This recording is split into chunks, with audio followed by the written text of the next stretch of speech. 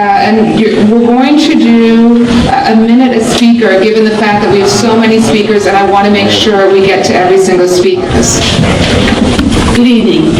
There seems to be some confusion as to why 4547 Park Place should be granted landmark status. Mayor Bloomberg and the City Council have, for reasons unknown, failed to back up their decision to demolish this building.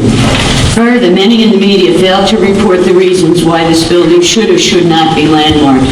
For example, today in the New York Times, Clyde Haberman's column titled Islamic Center Fight, Lessons in Prepositions and Fear-Mongering. What is he talking about? Never once does he mention the historic value of 4547 Park Place. Rather, he chooses to accuse conservatives of making statements that are inflammatory or misleading or both. Poor Mr. Haberman, he doesn't understand this is not a political issue. In the words of Bob Tierney, chairperson of the LPC, 311 Broadway was granted landmark status since it's one of the few remaining palazzo-style buildings in Lower Manhattan. Yes, both 311 Broadway and 45 Park Place are Italian Renaissance palazzo-style buildings. In light of the fact that these buildings are scarce, why was one granted landmark status and the other is about to be denied that status? The historical significance of this property is clear. Completed in 1857 through 1858, this five-story store and loft building is a fine example of the Italian Renaissance-inspired palazzi that flourished from the 1850s through the 1870s. By drawing upon architectural vocabulary of the Italian Renaissance palazzos, the builders of mercantile structures like 4547 Park Place sought to project an image of prestige and economic power. This building still remains much of its historic fabric, including its original ground floor Corinthian colonnade. Okay, I need to ask you about that. Thank you. And it's now my great pleasure to introduce a great friend of Lower Manhattan, Senator Daniel Squadron, who has done an outstanding job representing our Lower Manhattan community on so many. We're thrilled that he's here before going up to Albany, so we're really excited that he's here with us tonight. Yes, I'm very excited to be going up to Albany, let me tell you. I had no idea my retail report was so popular. There's a line out the door, so it's pretty extraordinary.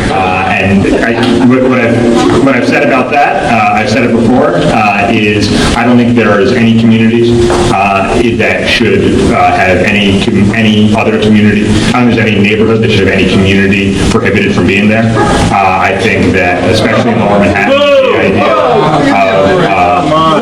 you can boo me when I'm done. I think that especially in Lower Manhattan, which is a community that I represent, we are welcoming, we are diverse, and certainly there are no areas that don't accept religions or cultures anywhere in this country, certainly not in Lower Manhattan. What about terrorism?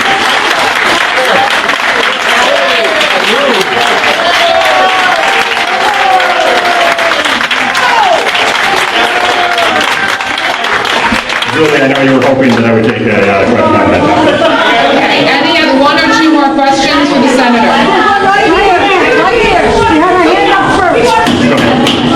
Ma'am, you are out of order. If you continue this, you're going to have to leave the meeting. Okay, is there another question for the senator?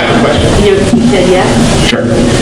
I'm concerned as to why no one is considering the value of this building as a historic building.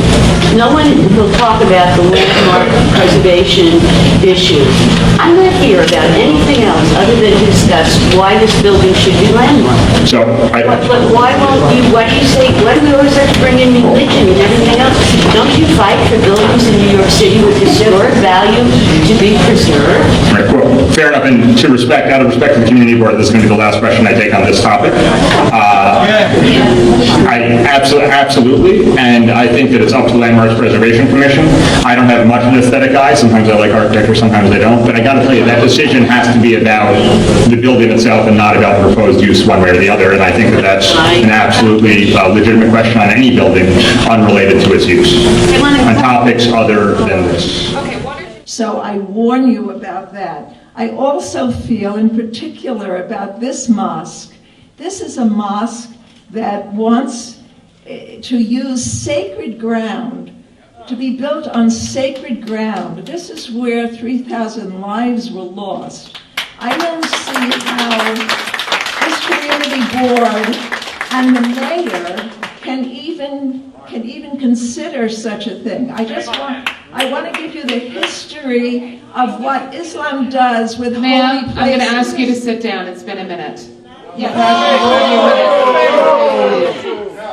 She had her minute. Everyone has a minute. You all have the same amount of time. The next speaker is Barbara Palucci, followed by Yetta Curlin. Check the history of Islam and holy You need to places. sit down.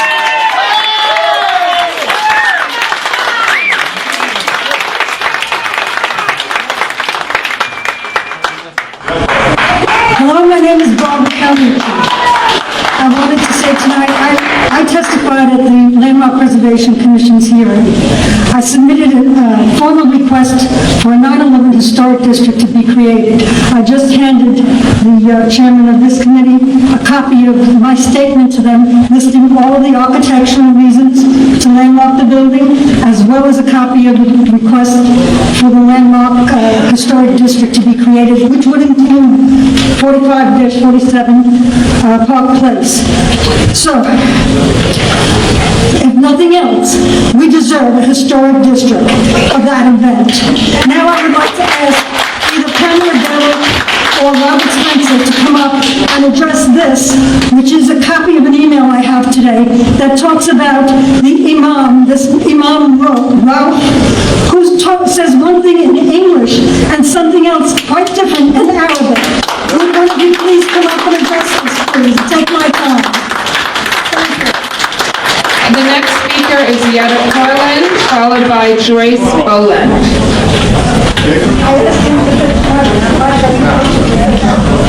Everyone gets 1 minute, so when 1 minute is expired, no one gets 2 minutes. Right now, we're over capacity. You've got 30 people out here who aren't even going to be able to speak because this room is over capacity. Yetta, please speak. And Yetta, our next speaker is Joyce Boland, followed by Eileen Dunn. Poland, and I live in Ringwood, New Jersey, and I have a son who was 25. He was on the 97th floor of Tower 1, and the plane hit directly into where he was working that morning. I consider myself one of the lucky ones, if I can say lucky, because most families did not get back any remains. However, we did get back 2 inches of skin, 3 inches of a tendon, and a couple of pieces of bone. So you can see that ground zero to me is the burial site of my son. It is a very, very special place. It's like a cemetery where you go to visit your family. Excuse me. I don't want to have to go when I go down to visit my son and see and pray and talk to him, to look up and to see a mosque overwhelming, looking down at me. That's right. I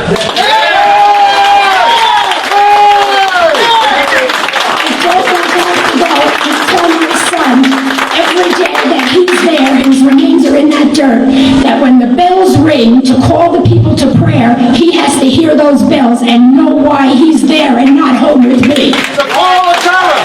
It's a call of terror.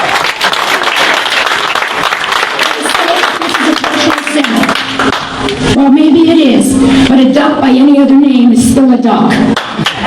When they want to extend a hand of friendship, you don't extend a hand of friendship by putting out one hand here and the other hand with a knife that's going into your heart and killing you. That's right.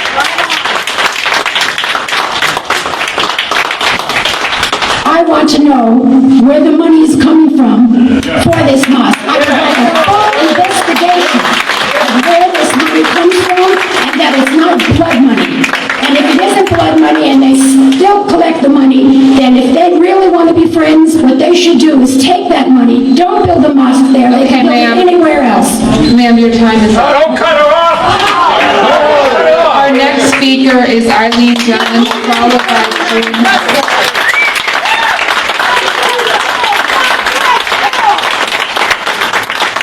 And let me just say one thing. To the woman who spoke before that, just on behalf of the board, we certainly extend our condolences to you for your loss. June Hurst, followed by Bruce Airman. I'm here to speak about Emma and Katie. Their father worked for Kent Fitzgerald on the 104th floor of the World Trade Center. He died on September 11, 2001. His remains were never found.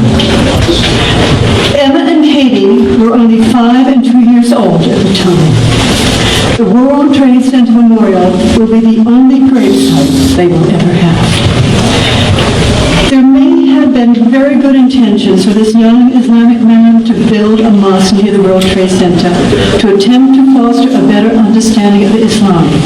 Unfortunately, Emma and Katie and the many, many other children, relatives, and friends who lost loved ones that day should not have this place of mourning and sorrow overshadowed by a large, imposing Islamic mosque. It is not only inappropriate, it is unfairly asking too much of all of these people.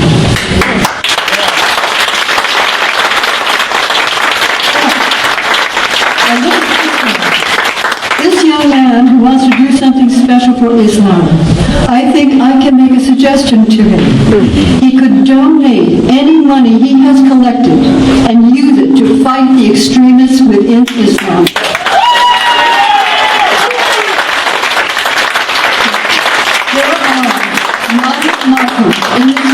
In this country, and I'm sure elsewhere, that are actually afraid of speaking out against these Islamic extremist groups because they themselves are attacked.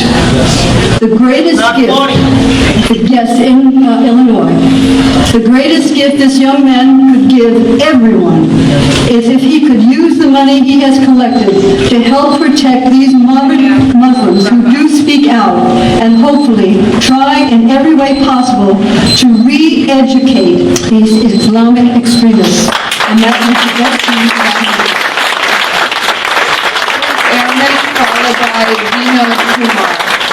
In May, at this meeting in May that we had, I was sort of attacked as I was leaving by people who said that I didn't know history. So I just want to put out a challenge that if anyone here lived through 9/11 as I did, and who's suffered any kind of loss as a result of the Holocaust and has been to Yad Vashem in Israel, I would cordially challenge them to a debate on history and the meaning of repression. I'm serious. If anyone would like to join me in that debate, I would love to engage you on a serious level, not on a shouting, screaming level. I've been inculcated in this matter my entire life. So please, someone who can meet those criteria, please take me up on the challenge. Now I want to read, to the extent that I have time, a piece from Stephen Prothero, who's a professor of religion, an author of many religious books, writes for the Washington Post and also CNN. He writes that, and this was recently, if Sharif El-Gamal, who is one of the principals in this matter, continues to receive opposition to this project on religious grounds, as he did on July 13th at a Landmarks Preservation Commission hearing from groups such as the Stop Islamicization of America, he will have a slam dunk case under powerful legislation pushed into law, ironically, by many of these same people on the religious right, now opposed so adamantly to this community center and mosque. Okay, I'm going to ask you to wrap up. Are we done? Yeah. Okay. I'll read one more sentence. The Religious Land Use and Institutionalized Persons Act is a federal statute enacted in 2000 by unanimous consent in both the House and the Senate. Its purpose to safeguard the religious liberties of Americans, including groups whose places of worship are under fire. Okay. Vinod Kumar, followed by Molly. My name is Vinod Kumar. In real estate, there are three most important factors. The three are location, location, location. why do they want to build a mosque on this particular place? There is a long background to this. Why this? The problem is not the mosque, problem is the location. The pagan pantheon of Kaaba, located in Mecca, was the first non-Muslim sanctuary to be used as a mosque. This was done by Prophet Muhammad himself after he conquered Mecca in 630 CE. Since then, it has been an established practice of Muslim conquerors to demolish icons of people they conquer and build a mosque to use the iconic structure of the vanquished as mosque. Let me give a few examples. Al-Aqsa Mosque in Jerusalem is at a site also known as the Okay, temple. sir, you need to wrap up, please. Okay, okay, let me wrap it up very shortly. You need to wrap up right now. Oh, you only got another 30 seconds. Have a minute. Please finish your sentence. Everyone gets the exact same amount of time. Please finish your sentence, sir. Very shortly. In the medieval time, churches and synagogues and temples used to be the icons of civilizations. Today, these icons have been replaced by democracy, military, and economic might. That is what America stands for today. Building a mosque at the hallowed grounds of demolished WTC, icons of America's economic Sir, might. you finished your sentence. We need to move on. There are 30 people out there who aren't even going to be able to speak. It's absolutely not fair that everyone doesn't get equal time. Our next speaker is Assembly Member Glick, followed by Satya Desparti, followed by Denise Lafreda. Yeah, hi, my name is Satya Desparti. I am from Hindu Human Rights Watch. We are also a member of Coalition for Human Rights organization where moderate Muslims are also part of it. I just want to request you to preserve that site where the mosque is going to be built, not only because for what it is, if it is not preserved, what is expected to be built. And for some of you who are, for my dear Senator and other people, the board who are telling us that we should have tolerance, I want to ask you, have you asked the questions with Mr. Raff or other people, how come you wrote, where are you getting the funding from? What is that you wrote in the book? How come you have been, so many things are told to us and you are not asking those questions to this? You become a cowards of our own thinking. And I tell you, we suffered so much. 80 million of us were butchered. Today, 350,000 of us were killed.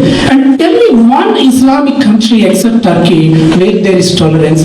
They are not hiding the fact. Jihad is, whether it is a overt jihad or a stealth jihad, it is still the same.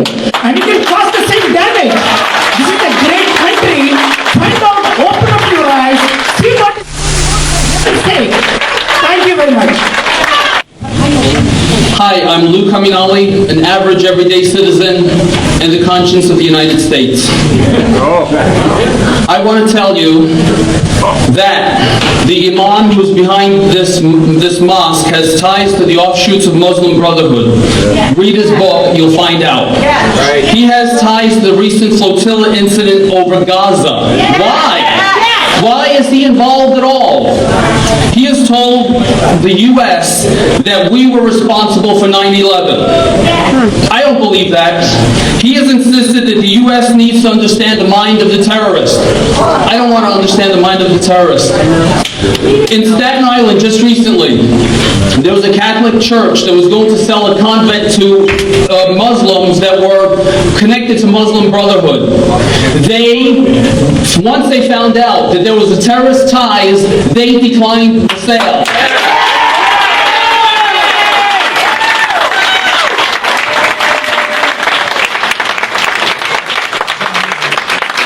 And I am appealing to this committee, please find out the background of this imam before it is too late.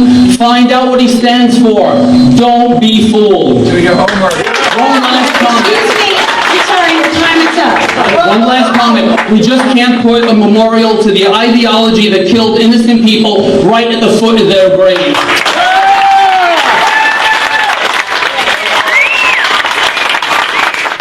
John, yes, Pavento, that's great, if you could go. Okay, I think there are so many non-racist, non-bigoted, non-insensitive reasons not to build this mosque. And in addition, there are so many warning signs and flags. A lot of them we'll mention today. Like I think one gentleman tried to say that the Cordoba Project, which is the name of this, they chose that name, and if you look back, I think in 14th century, Muslims conquered Cordoba in Spain. Where is the money coming from? And that's what I wanted to ask the senator that was standing up here earlier, whose goodwills and intentions said that you should be able to build in any community. Do they know the facts? Do they know all these warning signs and flags that are going on with this project? But I think the real reasons is when you listen to the mother that lost her son, as well as the other lady who spoke about the 2 little children, those are reasons enough not to build this mosque. In addition, I think that those people that are backing this can do more by way of healing and peace by saying, we understand you, we heard you, we will not build here. Thank you. Hi, my name is John Press, Dr. John Press. I am the president of the Brooklyn Tea Party and the author of the book Culturism. People have been saying that what we're saying is racist because they're multiculturalists. They say all cultures are the same, and to say anything otherwise is racist. This is wrong. Cultural diversity is real. Islam has been hostile to us, hostile to the West from the beginning. Read your history.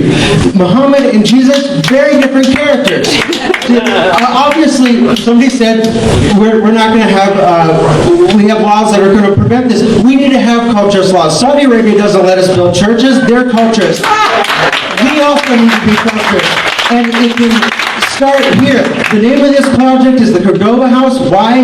Because Islam has taken the West and they want to celebrate their ability to push us and maybe take us again. We need to have some culturist awareness, people. It's not racist to point out that cultural diversity is real. It's culturist. We got to get rid of this celebrate diversity of multiculturalism and instead have a culturist mindset and have culturalism. Thank you. Hi, I'm Joy Brighton, I'm a New Yorker. I'm appealing to everyone who usually watches 60 Minutes but didn't watch it on Sunday. On Sunday, Leslie Stahl interviewed a guy by the name of Majid Namaz, who was a British guy, regular guy, brought up in a non-religious household, who was then radicalized, went into a terror group around 27 countries called Hizb ut-Tahrir, and decided that he wanted to enforce the strict interpretation of Islam onto everyone, as he'd been told it was important to do. No religious freedom, which is, I know, something we all care about, religious freedom. He has since reversed course, and he now works for the British government to say we need to stop the radicalization of youth. But how do we do it? There's a narrative going on out there, and the narrative says that America is at war with Islam. Not true, he says. There's mosques everywhere in America. There's a narrative that's going on that says America's at war with Iraq to kill Muslims. Not true, it's about oil, oil, oil. Now, how do we stop the narrative? And he said it's so hard because what we're dealing with is a political movement, not a religion anymore. It's morphed into a political movement. And the way to stop it is to stop the narrative. But the narrative is being told on all kinds of streets. A lot of people aren't even going to have time to speak. We have to follow the time. Thank you. One sentence, please. The narrative is being told on city streets and in mosques. Some mosques are political basis, some mosques are religious basis. Okay, the way to thank you determine very it much. is fundraising and the affiliation of the leaders. It's a known fact. Thank you, ma'am. Your time That's is how to up. differentiate it. I'm Reverend Dr. Sally Sampson, frontline fighter on Islam, Christianity, and Jews-related issues. I will just say for the future reference that this mosque will be the slogan from Islam that we have defeated America.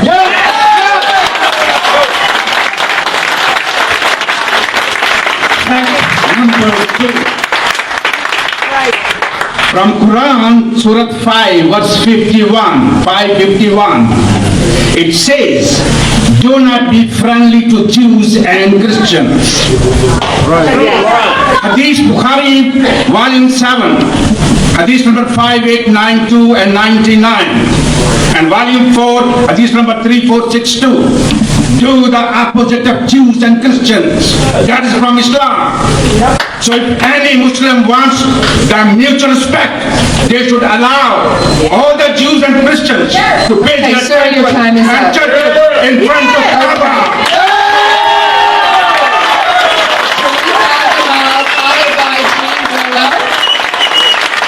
Followed by Jeffrey.